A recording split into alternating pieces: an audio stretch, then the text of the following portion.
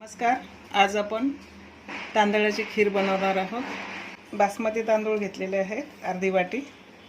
हे तांदूळ आपण धुवून तुपामध्ये भाजून घ्यायचे. तूप घालणार आहोत आपण वरून. गूळ आणि मध टाकणार आहोत थोडंसं. आणि हे थोडेसे काजूचे तुकडे अंदाजे कमी जास्त तुम्ही करू शकता. बदामाचे तुकडे आणि मनुके हे तुम्ही अंदाजे तुमच्याप्रमाणे कमी जास्त करू शकता.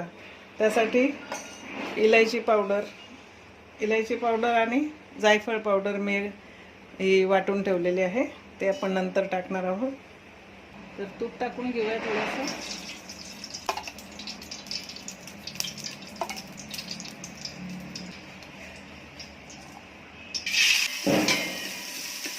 गॅस आपला फास्ट ठेवायचा. आपले आता हे तांदूळ थोडे भाजत आलेले आहेत, हलके झालेत हे भाजायला. म्हणजे असे चमच्याला हलके लागतात.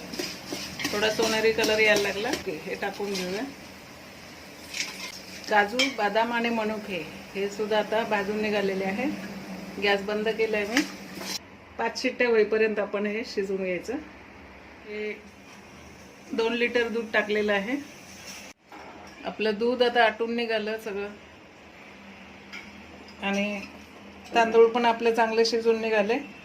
तर आता हे आपण दुधात टाकूया. दूध हे आपण अर्धा तास आटून दिलं तर तांदूळ चांगले शिजलेत आपले. आपली खीर आता तयार झालेली आहे. गरम जास्त होती म्हणून पंख्याखाली ठेवली मी. थोडी कोमट आहे, जास्त गरम पण नाही, जास्त थंड पण नाही, मीडियम आहे. तर याच्यामध्ये आता आपण गुळाचं पाणी टाकूया. मी गुळाचं पाणी, थोडासा गुळ घेतलेला आहे, म्हणजे 100 ग्राम गुळ आहे हा. तर हे टाकून घेऊया. ते मध,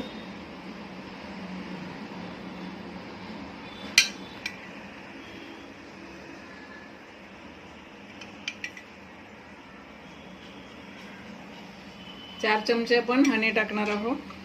वेलची आणि जायफळ पावडर आपण 1 चमचा टाकणार आहोत. आणि हे शुद्ध घी 3 चमचे. तर व्यवस्थित आपली खीर तयार झालेली आहे. तुम्ही करा आणि कमेंटद्वारे आम्हाला कळवा कशी झाली ती. धन्यवाद.